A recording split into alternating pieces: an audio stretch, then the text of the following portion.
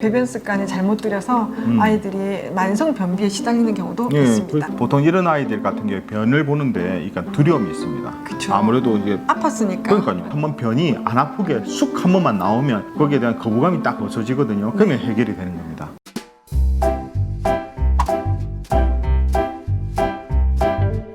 안녕하세요. 육아한방 잔소리쟁이 안영희 원장. 수다쟁이 최미영 원장입니다. 오늘은 아이들의 배변 습관에 대해서 말씀드리려고 합니다. 많이 물어보시죠. 그렇죠. 예. 아이들이 이렇게 배변 훈련을 거쳐서 이제 사실 이제 기저귀를 떼고 이제 뭐 소변이라든지 대변을 이렇게 아이 변기에 누게 하고 그 다음에 어느 정도 보조 변기를 사용해서 하향실 볼일을 보게 되죠. 그 과정이 쉽지 않은 아이들이 꽤 많습니다. 그렇죠. 그때 배변 습관이 잘못 들여서 아이들이 만성 변비에 시달리는 경우도 있습니다. 특히 이제 변비가 있는 아이들 같은 경우에 변을 볼 때 아프잖아요. 그러니까 변을 참았다가 그렇죠. 어쩔 수 없이 기저귀를 한 상태에서 구석에 가서 서서 이게 볼일을 본다 그러거든요. 네. 근데 이게 4, 5세 때도 여전하다 그러면 이게 적극적인 이게 생활 교정이 조금 필요합니다. 근데 5살 아이인데도 아직도 기저귀의 변을 봐요 하는 경우는 조금 생활 교정이 필요합니다. 왜냐하면 이런 아이들이 이렇게 변비가 심하다 보니까 아이들이 변을 볼 때 피도 날 정도로 하게 되면 애들이 진짜 아프거든요. 그렇죠. 그래서 원래는 변비가 없던 아이인데 이 배변 습관 때문에 변비가 생기면 이것이 6세, 7세 그리고 항문에 상처를 일으키게 돼서요. 계속 참다 악성으로 보니까 악성으로 계속 반복되는. 옛날에는 좀 재래식 그 변기가 화장실, 예. 쪼그려 앉는 자세가 사실 항문에 힘을 주기도 제일 좋고 네. 변을 보는 데는 정말 좋은 자세인데 다리가 요즘 아프죠. 다리가 아프죠. 이제 그런 이제 단점이 있다 보니까 요즘은 거의 자변기를 사용해서 보게 되는데 서서 보게 되면 아무래도 아랫배에 항문도 열리지가 않고 아랫배에 힘이 안 들어가기 때문에 잔뜩이나 변을 보기가 어려운 데다가 보통 4, 5일 이게 참아서 보다 보니까 똥도 딱딱하고 그리고 또 배변 굵고 양도 많고. 네.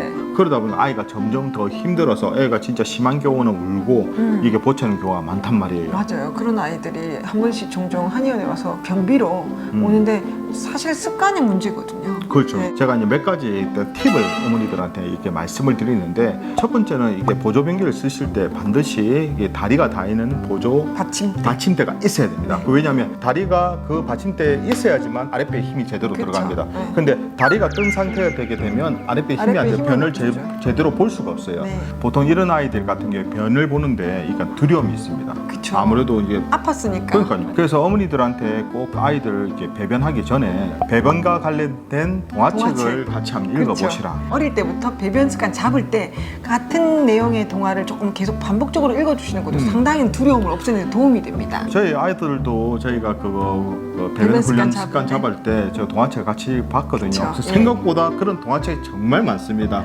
똥을 왜 넣어야 되고 똥이 어떻게 해서 우리 몸에서 생성되고 이게 더럽고 나쁜 것이 아니다. 그래서 아이가 대변을 변기에 보고 나면 대변하고 인사를 했어요. 그렇죠. 몸에서 자기 한 부분이 나가는 거라서 안녕 뭐 내 똥아 뭐 안녕 뭐 그렇죠. 땡땡아 지금은. 이렇게 어릴 때 그렇게 습관을 처음에 그리고 잡아주다 보니까 두렵던 생각은 하지 않았습니다. 그리고 사실 저희가 한의사 보니까 아이 건강 상태를 일단 대변에서 보기 때문에 똥을 누고 나면 부릅니다. 아직 4학년인데도 대변을 엄마가 꼭 확인하게 만드는 그 아이 건강 상태를 볼 수 건강한 있는. 건지 혹시 네. 내 똥이 문제가 있지 않은지 확인을 시켜주거든요. 네. 이제 그런 식으로 해서 이게 거부감이 없도록 항상 책을 보면서 하는 게 중요합니다. 그리고 시작을 할 때 그죠? 세 번째는 뭐냐 그러면 항상 규칙적으로 습관을 잡아주는 게 중요합니다. 시간을. 예. 아침이면 아침 아니면 저녁이면 저녁. 보통 이제 조금 여유 있는 시간이 저녁 식사니까 저녁 식사하고 나서 한 30분 정도 그냥 변기에 앉힙니다. 변을 못 보더라도 한 앉히는데 너무 오래 앉히면 안 됩니다. 한 5분 정도만. 네. 왜냐하면 너무 오래 앉히게 되면 또 이게 항문에 자극이 되기 때문에 조그만 아이들도 치질 같은 경우 생길 수가 있더라고요. 생각보다 많습니다. 그래서 동화책도 짧은 걸 읽어줘야겠네. 너무 긴 거. 그것도 이제 책을 먼저 앉아있어요. 같이 보고 그다음에 변기에 앉혀야죠. 이제 네. 변기에 앉혀서 남자이든 여자이든 소변을 보게 하고 그러면서 혹시 이제 변이 나오게 되면 그러니까 그런 식으로 해서 한번 변이 안 아프게 쑥 한 번만 나오면 거기에 대한 거부감이 딱 없어지거든요. 그러면 해결이 되는 겁니다.